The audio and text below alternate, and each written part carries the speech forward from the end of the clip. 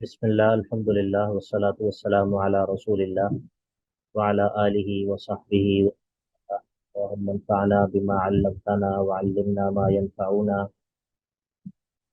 وزدنا علما رب اشرح لي صدري ويسر لي أمري واحلل عقدة من لساني يفقهوا قولي سبحانك لا علم لنا إلا ما علمتنا إنك أنت العليم الحكيم رب يسر ولا تعسر وتمم بالخير وبك نستعين أعوذ بالله من الشيطان الرجيم بسم الله الرحمن الرحيم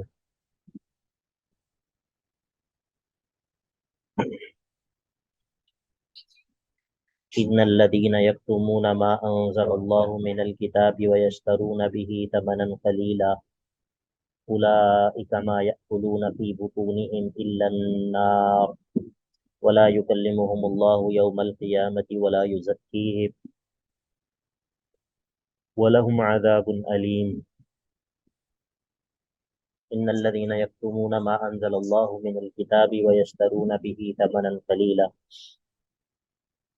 بے شک وہ لوگ جو چھپاتے ہیں اس چیز کو جس کو اللہ نے نازل کیا ہے، اور وہ ما انزل اللہ کیا ہے؟ وہ ہے کتاب، من الکتابی یعنی کہ وہ کتاب ہے، اور ویشترون به ثمنا قلیلا کیوں چھپاتے ہیں وہ؟ اصل میں وہ اس کے بدلے دنیا کے فائدے جو ہے وہ چاہتے ہیں، دنیا کے فائدوں کی وجہ سے حق کو چھپاتے ہیں۔ مثلا جس چیز کو اللہ نے حلال کیا ہے اس کی حلت کو بیان نہیں کرتے، جس چیز کو اللہ تعالیٰ نے حرام کیا اس کی حرمت کو بیان نہیں کرتے، یا لوگ ایک چیز کو حرام قرار دے رہے ہیں حالانکہ اللہ نے اس کو حرام قرار نہیں دیا، تو وہ یہ بات لوگوں کے لیے واضح نہیں کرتے۔ حالانکہ جن لوگوں کو اللہ تعالیٰ نے کتاب کا علم دیا ہے ان کے اوپر یہ ضروری ہے کہ وہ ضرورت کے وقت جو ہے وہ اس کتاب کا جو مقصد ہے، اس کتاب میں جو اللہ رب العزت نے نازل کیا ہے اس کو لوگوں کے لیے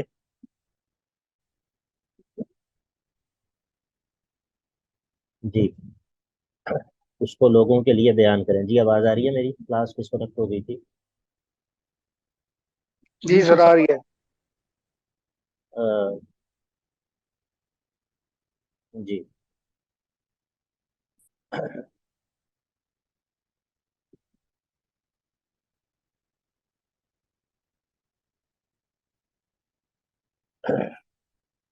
تو وَيَشْتَرُونَ بِهِ ثَمَنًا قَلِيلًا کا معنی کیا ہے کہ وہ لوگ اس کتاب کے علم کو دنیا کے فائدوں کے لیے، دنیاوی مفادات کے لیے، دنیاوی جو مرتبے ہیں، مثلا مثال کے طور پر کسی قوم کے ہاں ان کو مذہبی پیشوائیت حاصل ہے، مذہبی رہنما ہے، اب اگر وہ حق بیان کریں گے تو یہ فائدہ جو ہے وہ ان سے چھن جائے گا،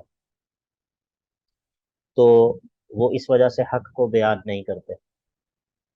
ایسا جو ہے یہ بہت زیادہ ہوتا ہے، بہت زیادہ ایسا ہوتا ہے۔ مثال کے طور پہ آ، وہ لوگ جو کہ دین سے وابستہ ہوتے ہیں، دین کے طلباء، دین کے طالب علم ہوتے ہیں، اور یا دین کی طرف ان کی نسبت ہوتی ہے، کسی جگہ پہ امام ہیں یا داعی ہے، تو لوگ ان کی، آپ کو پتہ ہے، معاشرے کے اندر عزت کرتے ہیں۔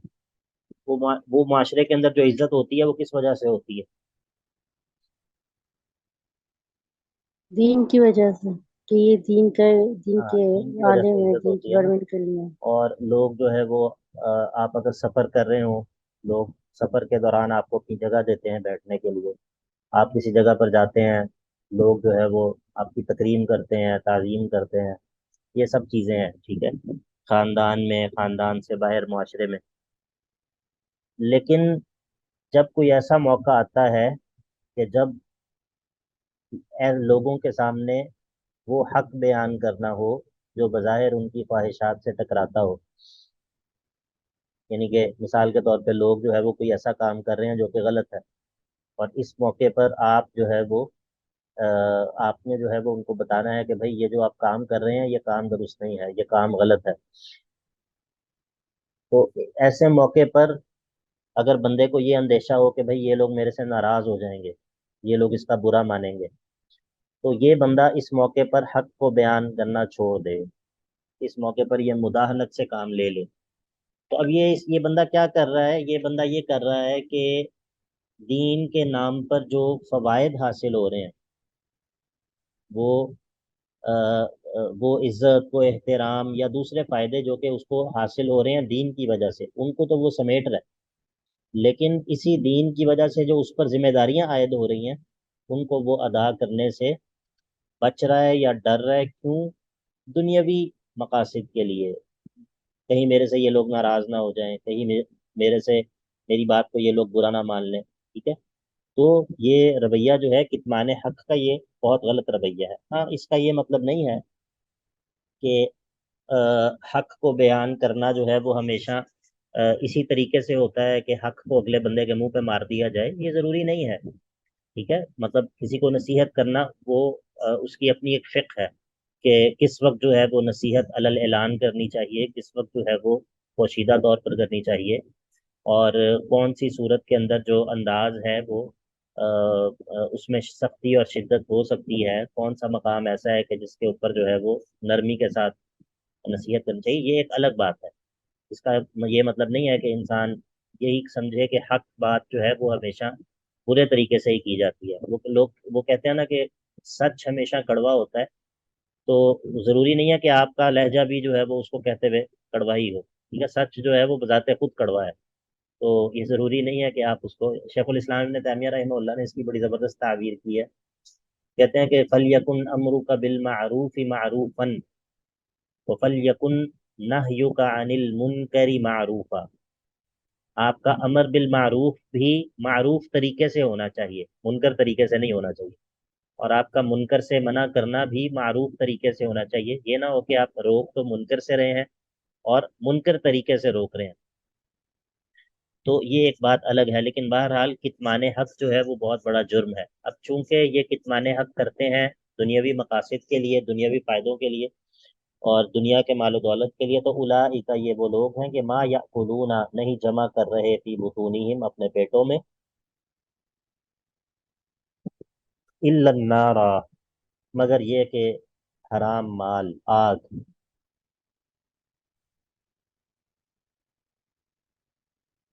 تو کیا یہ لوگ جو ہے وہ اپنے پیٹ میں آگ جمع کر رہے ہیں، آگ کھا رہے ہیں یہ لوگ؟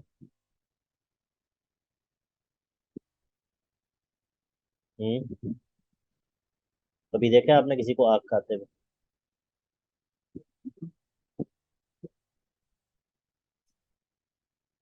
جی آواز آ رہی ہے؟ جی جی شیخ صاحب، اس کو جی صاحب آ رہی ہے۔ جو سمجھ آ رہی ہے وہ تو یہ ہے کہ آخرت میں جہنم میں، یعنی کہ یہ جائیں گے اور ان کے پیٹوں میں وہ مال جو ہے نا وہ جہنم کی آگ بن جائے گا، اس طرح ہاں، کا کچھ۔ اس کا مطلب یہ ہوتا ہے کہ آ، سبب بول بول کے مسبب مراد لینا، یا مسبب بول کے سبب مراد لینا، ٹھیک ہے؟ اب یہاں جی پر شیخ جو ہے وہ بولا تو مسبب گیا ہے، وہ ہے آگ، لیکن مراد وہ سبب ہے جو ان کو آگ تک پہنچا دے گا، ٹھیک ہے؟ مراد وہ سبب جی ہے جو ان کو آگ تک پہنچا دے گا، اور وہ ہے یہ حرام مال جو وہ اکٹھا کر رہے ہیں، جی ٹھیک ہے؟ اور یہ کس نتیجے تک پہنچا دے گا؟ یہ آگ تک پہنچا دے گا، تو کہا کہ گویا کہ یہ آگ ہی جمع کر رہے ہیں، ٹھیک ہے؟ تو مثال کے طور پہ اس کی ایک عام مثال میں آپ کو دیتا ہوں۔ ایک بندہ جس کو آپ دیکھتے ہیں وہ بڑا گند بلا کھا رہا ہے، بری بری چیزیں کھا رہا ہے جو نقصان دہ ہے طبی طور پہ، تو آپ اسے کہتے ہیں یار یہ تم زہر کھا رہے ہو، یا پھر آپ اسے کہتے ہیں بھائی یہ بیماریاں تم کھا رہے ہو، یہ ہوتا ہے یا نہیں ہوتا؟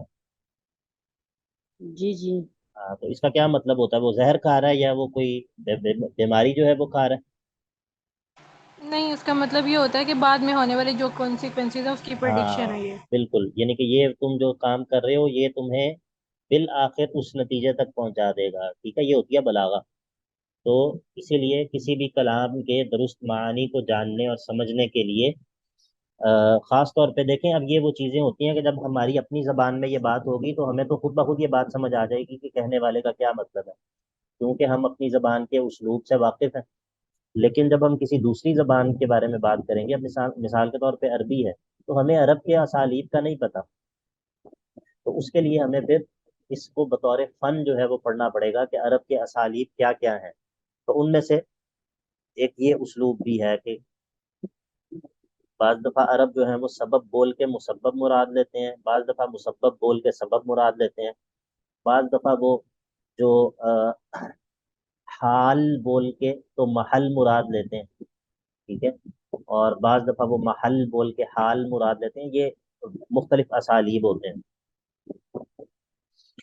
تو اولئک ما یأکلون فی بطونہم الا النار ولا یکلمہم اللہ یوم القیامۃ ولا یزکیہم، نہ ہی اللہ ان سے کلام کرے گا، نہ ہی ان کو پاک کرے گا گناہوں سے، ولہم عذاب علیم، اور ان لوگوں کے لیے کیا ہے جی، ان لوگوں کے لیے عذاب علیم ہے، دردناک عذاب ہے۔ اولئک الذین اشتروا الضلالۃ بالہدی، یہ ان کی دو خراب حالتیں ہیں، یہ وہ لوگ ہیں کہ جنہوں نے پسند کر لیا ہے گمراہی کو ہدایت کے مقابلے میں، اور والعذاب بالمغفرہ، اور عذاب کو پسند کر لیا ہے اللہ تعالیٰ کی مغفرت کے مقابلے میں، تو فما اصبرہم علی النار، یہ آگ پر کس قدر جری ہیں، آگ پر یہ کس قدر صابر ہیں، ان کا کس قدر صبر ہے آگ پر، فما اصبرہم علی النار، اس کو کہتے ہیں تعجب، ٹھیک ہے، یہ ما افعل اور افعل بھی، یہ دو صیغے جو ہوتے ہیں عربی زبان میں یہ تعجب کے لیے ہوتے ہیں، ما افعل اور افعل به، اسمع بهم وابصر یوم یأتوننا، تو یہ دو صیغے جو ہیں وہ ہوتے ہیں اس چیز کے لیے، تعجب کے لیے۔ تو فما اصبرہم علی النار، کس قدر یہ صابر ہیں، کس قدر ان کا صبر ہے آگ پر، اور یہ عذاب جو ہے وہ ان کو کیوں ہوگا، ذالک، یہ اس وجہ سے ہوگا کہ بأن اللہ نزل الکتاب بالحق، کہ بے شک اللہ تعالیٰ نے اس کتاب کو حق کو ظاہر کرنے کے لیے نازل کیا ہے، بالحق ای لإظہار الحق، حق کو ظاہر کرنے کے لیے اللہ تعالیٰ نے اس کتاب کو نازل کیا، اور یہ حق کو چھپا رہے ہیں۔ تو وَإِنَّ الَّذِينَ اخْتَلَفُوا فِي الْكِتَابِ، اور بے شک وہ لوگ جو اس کتاب کے بارے میں اختلاف میں پڑے ہوئے ہیں، لفی شقاق بعید، وہ دور کی دشمنی میں ہیں، ایسی دشمنی میں اور ایسے جھگڑے میں ہیں جو کہ حق سے بہت دور ہے۔ یہاں پر جو ہے وہ سورت کا دوسرا حصہ مکمل ہو گیا ہے، جس کا تعلق اس بات نبوت کے ساتھ تھا۔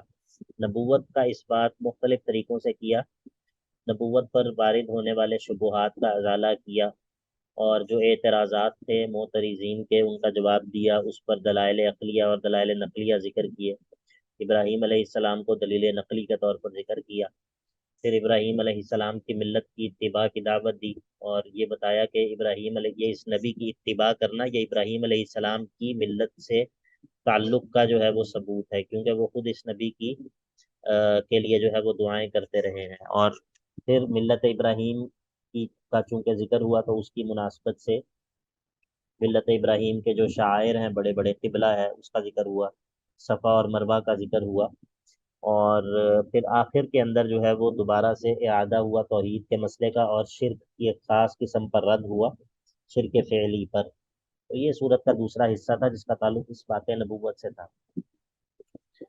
سورت کا تیسرا حصہ یہاں سے شروع ہوتا ہے آیت نمبر 188 سے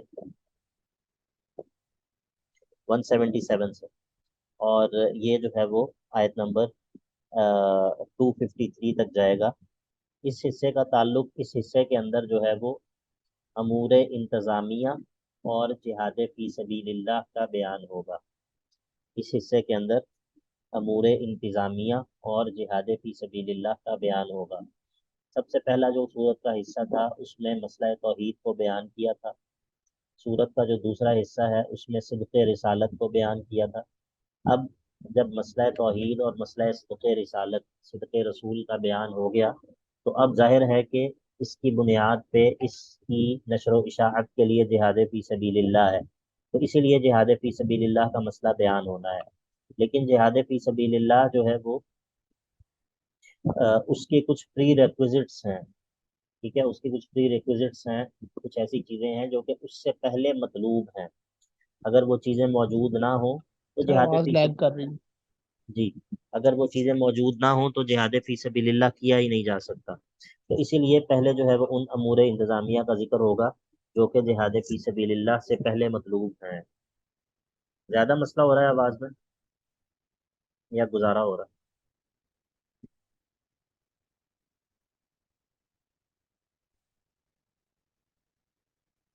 کا تھوڑا ریپیٹ کر دیں.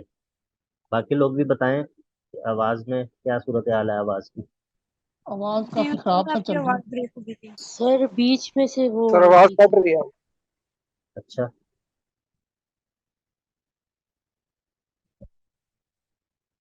یعنی کیا مسئلہ ہے؟ اصل میں آج بھی میں موبائل ڈاٹا پر کلاس لے رہا ہوں. ہمارا پی ٹی سی ایل تو آج بھی نہیں چل رہا. چلے میں اس کے موبائل کو میں نے رکھا ہے اب کھڑکی کے اندر, تو انشاءاللہ امید ہے کہ شاید بہتر ہو جائے. جی, کہاں سے دہرانا شروع کروں, کہاں سے دہراؤں, کہاں تک آپ لوگوں نے سنا بتائیے.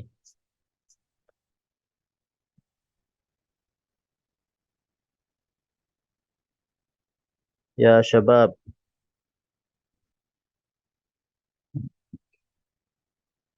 جی کہاں تک سنا ہے بتائیے. نہیں ہے تو یہی لاسٹ آیت جو آپ یہی تیسرا حصہ جو جی امور انتظامیہ اور جہاد کے بارے میں آپ بات کر رہے تھے, وہی اسی سے. جی, میں یہ عرض کر رہا تھا کہ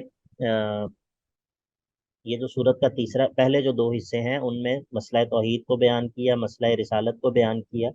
اب ان دونوں مسئلوں کی نشر و اشاعت کے لیے جہاد فی سبیل اللہ کرنا ضروری ہے, تو اس جہاد فی سبیل اللہ کا ذکر ہوگا. لیکن جہاد فی سبیل اللہ کرنے سے پہلے کچھ چیزیں مطلوب ہیں.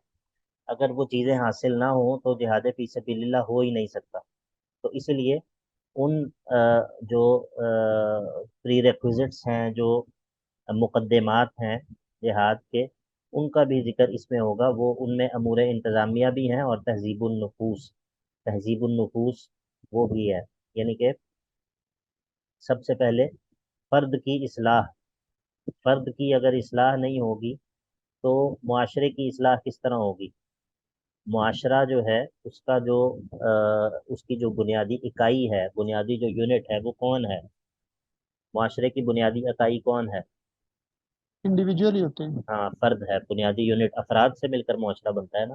تو اب اگر فرد کی اصلاح نہیں ہوگی, تہذیب النفس کا کام نہیں ہوگا معاشرے کے اندر, تو اس سے ان افراد سے مل کر جو معاشرہ بنے گا وہ معاشرہ بھی جو ہے وہ فاسد معاشرہ ہوگا.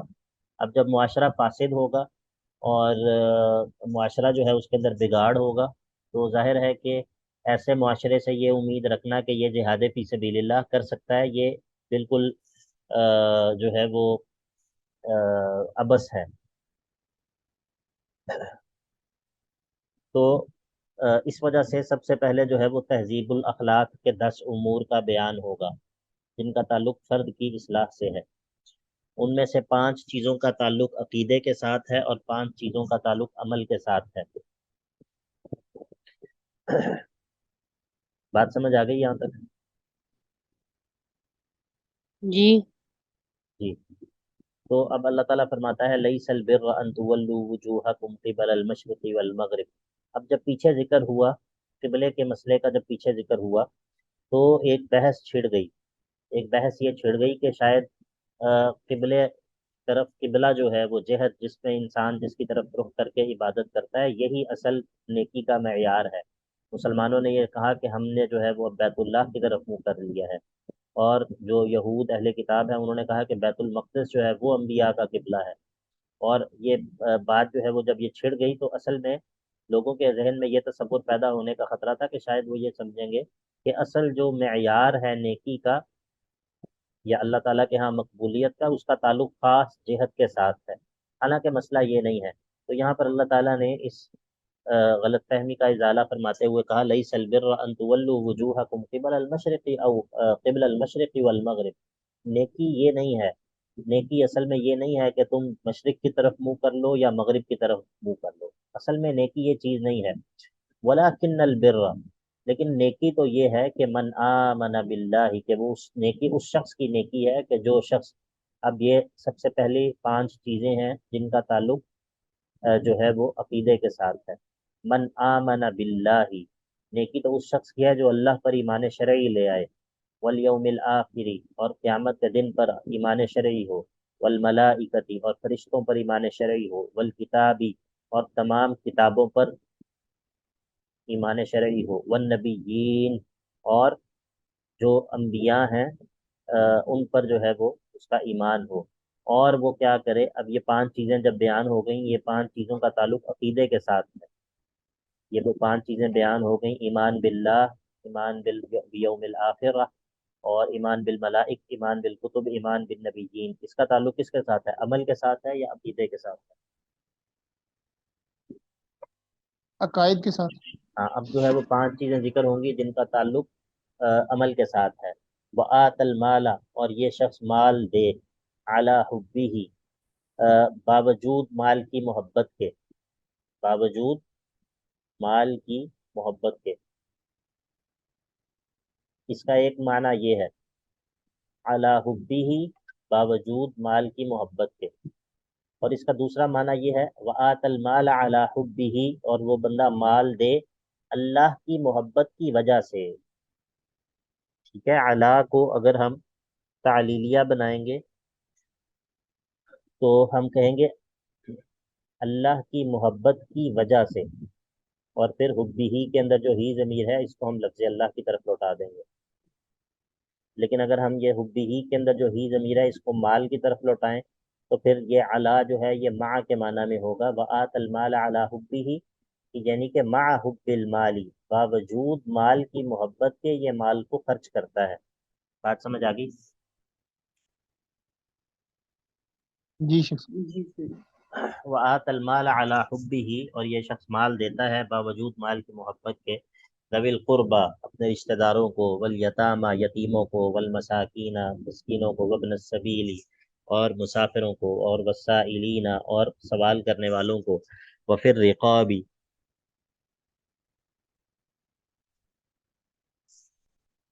اور گردنوں کو آزاد کروانے میں. یہ ان تمام مصارف میں مال کو خرچ کرتا ہے. یہ سارا ایک عمل ہے، مال کا خرچ کرنا. تو اقام الصلاۃ، اور نماز کو قائم کرتا ہے، دوسرا عمل ہے. وآت الزکاۃ، زکوٰۃ ادا کرتا ہے. اور والموفون بعہدہم اذا عاہدوا، اور یہ وہ لوگ ہیں جو جب کوئی عہد کرتے ہیں تو اس عہد کو پورا کرنے والے ہوتے ہیں. یہ 9واں. اور والصابرین، اور یہ صبر کرنے والے ہوتے ہیں، فی البأساء والضراء، مالی تکالیف میں بھی اور بدنی تکالیف میں بھی. والضراء وحین البأس، اور جنگ کے موقع پر بھی. ان تمام مواقع پر یہ لوگ صبر کرنے والے ہوتے ہیں.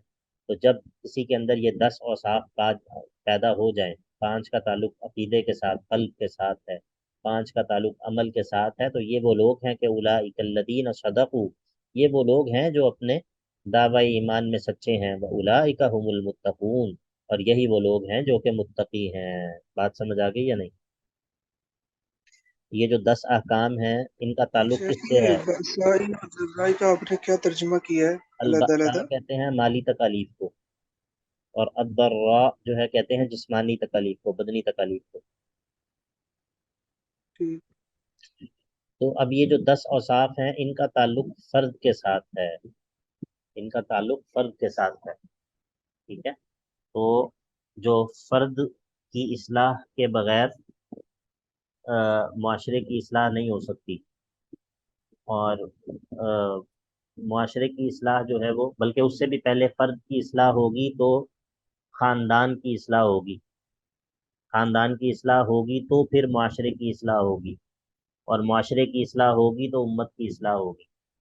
ٹھیک ہے، تو یہ بعض لوگوں کے ہاں ترتیب الٹ ہے. ان کے اپنے گھر کے اندر جو ہے وہ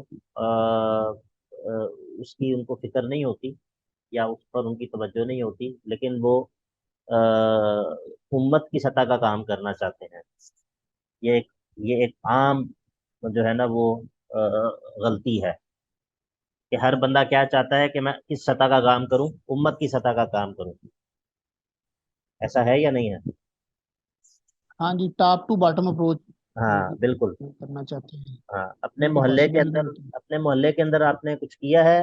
نہیں، اپنے محلے کے اندر کچھ نہیں کیا. اپنے گھر میں کچھ کیا ہے؟ نہیں، اپنے گھر میں کچھ نہیں کیا. لیکن کام میں کیا کرنا چاہتا ہوں؟ میں امت کی سطح کا کام کرنا چاہتا ہوں.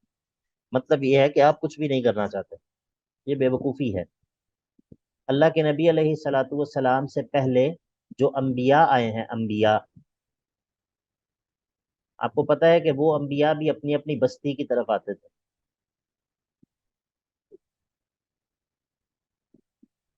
سوچیں اس پہ. انبیاء ایک بستی کی طرف، ایک قوم کی طرف جو ہے وہ آتے تھے. تو جی تو آج کل جو ایک داعی ہے وہ چاہتا ہے کہ میں کام ہی کہاں سے شروع کروں کہ میں امت کی اصلاح کروں. بھائی یہ امت کی اصلاح جو ہے یہ ممکن ہے اللہ تعالیٰ آپ کے کام میں برکت ڈال دے اور اللہ تعالیٰ آپ کو استعمال کر لے, کل کو آپ کی آواز جو ہے وہ اللہ تعالیٰ پوری امت تک پہنچا دے. لیکن آ, یہ بڑے بڑے گولز اور بڑے بڑے جو اہداف ہیں ان کو بڑا گول اور بڑا ہدف ہی ہونا چاہیے. ان کو آپ کے پہلا قدم اٹھانے کے راستے میں رکاوٹ نہیں ہونا چاہیے. کہ انسان جو ہے وہ جو یہی سوچے کہ میں براہ راست چھت پر ہی پہنچوں گا, پہلی سیڑھی پر میں کبھی قدم نہیں رکھوں گا. اور ظاہر ہے کہ پھر دعوت اور اصلاح کے کام سے پہلے جو ہے وہ تعلم ہے, علم حاصل کرنا ہے. یہ ایک اور موجودہ دور کی بیماری ہے کہ لوگ داعی بننا چاہتے ہیں, کیونکہ داعی بننا جو ہے وہ اس کے ساتھ بہت سارا فیم اٹیچ ہو گیا, اس کے ساتھ بہت ساری جو ہے وہ یعنی کہ بہت سارا جو ہے نا وہ زرق برق قسم کی چیزیں اس کے ساتھ اٹیچ ہو گئی ہیں. تو داعی بننا جو ہے وہ لوگوں کو بہت سارا فیسینیٹ کرتا ہے, خاص طور پہ نوجوانوں کو. کسی سے پوچھو آپ کیا کرنا چاہتے ہو, کہتا ہے میں داعی بننا چاہتا ہوں. ہاں آپ طالب علم بننا چاہتے ہو, نہیں نہیں طالب علم نہیں میں بننا چاہتا, کیونکہ طالب علم بننا تو مشکل ہے. طالب علم بننے کے اندر تو جو ہے وہ آپ کو وقت بھی قربان کرنا پڑتا ہے, آپ کی ایگو بھی ہرٹ ہوتی ہے. آپ کا کسی استاد کے سامنے بیٹھنا, پھر ظاہر ہے کہ استاد بھی ہر طرح کے ہوتے ہیں, اور اس صبر جو ہے وہ اس اساتذہ پر صبر کرنا, ان کے رویے پر, ان کی سختی پر, ان کی گرمی سردی, اور کسی استاد کے پڑھانے کا طریقہ کیا ہے, کسی کے پڑھانے کا طریقہ کیا ہے اس کے لیے. اور پھر اس کے بعد یہ کہ آپ کو ایک لمبا وقت چاہیے, اس کے لیے آپ کو گھر سے نکلنا پڑتا ہے, آپ کو سفر کرنا پڑتا ہے, آپ کو مدرسوں کی سخت زندگی جو ہے وہ برداشت کرنی پڑتی ہے. علم کوئی یہ تو نہیں ہے کہ گھر بیٹھے جو ہے وہ علم مل جاتا ہے, اور پھر جو گھر بیٹھے علم مل جاتا ہے پھر وہ اسی طرح کا ہوتا ہے کہ جو جس کا فائدہ اس کے نقصان سے کم ہوتا ہے, اور اس کا نقصان اس کے فائدے سے زیادہ ہوتا ہے. تو یہ جو فکر ہے, یہ جو سوچ ہے, یہ کوئی درست مائنڈ سیٹ نہیں ہے کہ انسان جو ہے وہ ایم ہی داعی بننے کو کرے. ہاں اگر انسان کو اللہ رب العزت ایک اچھا داعی بنا دے, لیکن وقت البیوت من ابوابها جو ہے وہ درست درست پیٹرن اور درست جو کسی بھی چیز کا پروسیس ہے اس کے ذریعے سے انسان اس منزل تک پہنچے. اور انسان جو ہے وہ تعلم اور علم کو حاصل کرنا, علم پر عمل کرنا, علم کو سیکھنا, اور یہاں تک کہ یہ علم جو ہے وہ انسان کے خون اور گوشت میں شامل ہو جائے, انسان کی زندگی کے اندر آ جائے, اور اس کے بعد پھر انسان اس علم کی طرف دوسروں کو بھی دعوت دے. اور اس کا آغاز جو ہے وہ وانذر عشیرتک الاقربین, ٹھیک ہے, اپنے ارد گرد والے لوگوں سے کرے, اپنے نفس کی اصلاح اپنی اولاد پر, اپنے گھر والوں پر, اپنے محلے والوں پر, اپنے رشتہ داروں پر. تو یہ درست طریقہ جو ہے وہ یہ ہے. بہرحال بات کسی اور طرف نکل گئی, لیکن کہنے کا مطلب یہ ہے کہ یہاں پر سب سے پہلے اللہ رب العزت نے فرد کی اصلاح کے لیے 10 امور کو ذکر کیا ہے. اب جو ہے وہ 4 احکام سیاسیہ کا ذکر ہوگا جن کا تعلق مسلمانوں کے معاشرے کے امن و امان کے ساتھ ہے. کیونکہ اگر فرد کی اصلاح نہیں ہوگی تب بھی جہاد نہیں ہو سکتا, اگر معاشرے کے اندر امن و امان نہیں ہوگا تو تب بھی امن قائم نہیں ہو سکتا. تو اب فرد کی اصلاح کے اصول ذکر کرنے کے بعد اب اللہ رب العزت ذکر کرتا ہے 4 احکام سیاسیہ, 4 امور انتظامیہ, جن میں سے 2 کا تعلق جو ہے وہ اموال کی حفاظت کے ساتھ ہے اور 2 کا تعلق نفوس کی حفاظت کے ساتھ ہے. 4 احکام سیاسیہ کا ذکر ہوگا جن میں سے 2 کا تعلق اموال کی حفاظت کے ساتھ ہے اور 2 کا تعلق نفوس کی حفاظت کے ساتھ ہے. بات سمجھ آ گئی آپ لوگوں کو یا نہیں؟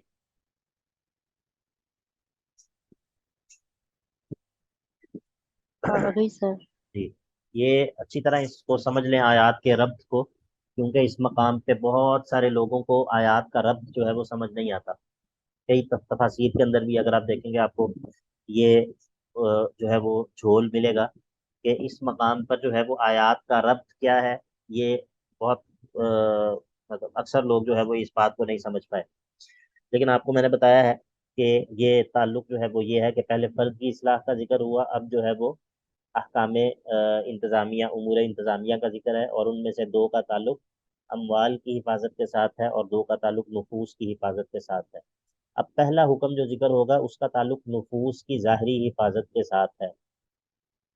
نفوس کی ظاہری حفاظت یا ایھا الذین آمنوا کتب علیکم القصاص فی القتلی، اے ایمان والو تم پر قصاص کو فرض کر دیا گیا ہے، فی القتلی مقتولین کے بارے میں، مقتولین کے مسئلے میں تم پر قصاص کو فرض کر دیا گیا ہے، الحر بالحر یعنی کہ الحر یقتل بالحر، آزاد کو قتل کیا جائے گا آزاد کے مقابلے میں، والعبد یقتل بالعبد اور غلام کو غلام کے مقابلے میں، والانثى بالانثى اور عورت کو عورت کے مقابلے میں۔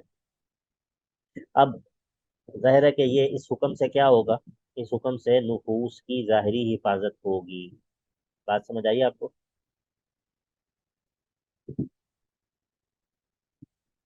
جی واضح ہے یا شباب؟ جی سر۔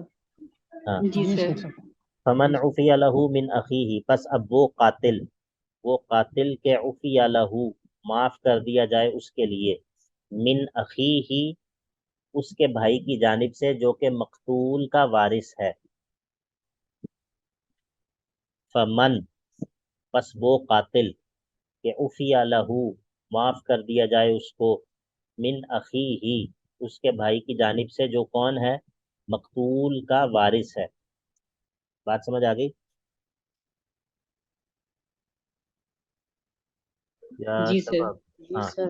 شیء کچھ بھی معاف کر دیا جائے، یعنی کہ اس نے قصاص جو ہے وہ اس کو معاف کر دیا، تو فاتباع بالمعروف، اب ظاہر ہے کہ قصاص معاف ہو گیا لیکن اب معاملہ دیت کا ہے، دیت تو دینی پڑے گی اسے، قصاص معاف ہوا ہے تو فاتباع بالمعروف، تو جو مقتول کے وارث ہیں ان کے ذمے ہے اتباع کرنا قاتل کی، بالمعروف معروف طریقے کے ساتھ، یعنی کہ اس کے مطالبہ کرنا دیت کا معروف طریقے کے ساتھ۔ قاتل کو انہوں نے قصاص تو معاف کر دیا لیکن اب دیت اس کو دینی ہے، تو جو مقتول کے وارثین ہیں ان کو چاہیے کہ معروف طریقے سے اچھے انداز سے اس سے دیت کا مطالبہ کریں، وَأَدَاءٌ إِلَيْهِ اور جو قاتل ہے اس کے ذمے ادا کرنا ہے دیت کا، الیہ ان کی طرف، یعنی کہ مقتول کے ورثہ کی طرف، بِإِحْسَانٍ احسان کے ساتھ۔ ٹھیک ہے جی، ذالک تخفیف من ربکم ورحمہ، یہ آپ کے رب کی جانب سے تخفیف ہے، آسانی ہے اور رحمت ہے کہ اس نے یہ معافی کا حکم جو ہے مشروع کیا ہے۔ فمن اعتدی بعد ذالک، جو اس کے بعد بھی حد سے تجاوز کرے، کیا مطلب حد سے تجاوز کرے؟ اس کے بعد حد سے تجاوز کیسے ہوگا؟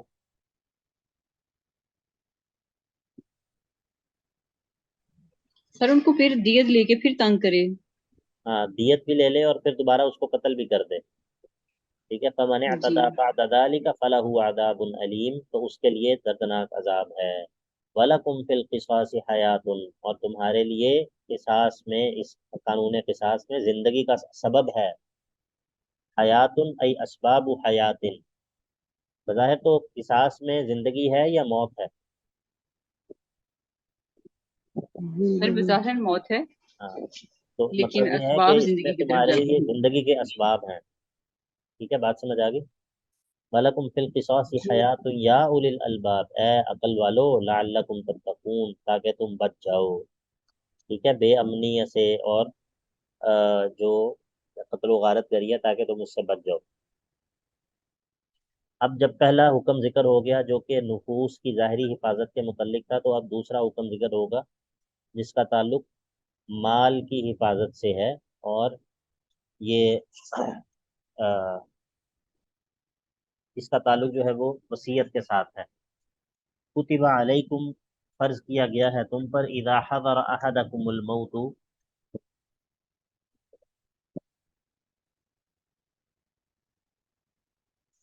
کہ جب تم میں سے کسی کی موت کے اسباب جو ہیں وہ آ جائیں، اور ان ترک خیرن اور اگر وہ کچھ مال چھوڑ کر جا رہا ہو، تو تم پر لازم کیا گیا ہے کس چیز کو؟ الوصیت، وصیت کو۔ یہ کتب علیکم کا نائب الفاعل، کتب علیکم کے ساتھ اس کا تعلق ہے الوصیت، وصیت تم پر لازم کی گئی ہے، اور یہ کن کے لیے؟ للوالدین والاقربین بالمعروف حقا علی المتقین، والدین کے لیے اور رشتہ داروں کے لیے، لیکن معروف طریقے کے ساتھ، حقا علی المتقین، یہ متقین کے ذمہ حق واجب ہے۔ لیکن بعض علماء یہ کہتے ہیں کہ یہ جو آیت ہے یہ احکام وراثت کے نازل ہونے کے بعد، جو کہ سورہ نساء کے اندر احکام وراثت ہیں، یوصیکم اللہ فی اولادکم، اس کے بعد یہ آیت منسوخ ہے، کیونکہ جب اللہ تعالیٰ نے حصے مقرر کر دیے ہیں تو اب جو وارث ہیں ان کے حق میں وصیت نہیں کی جا سکتی، وارث کے حق میں وصیت نہیں کی جا سکتی۔ بات سمجھ آ گئی؟ جی سر۔ جی، تو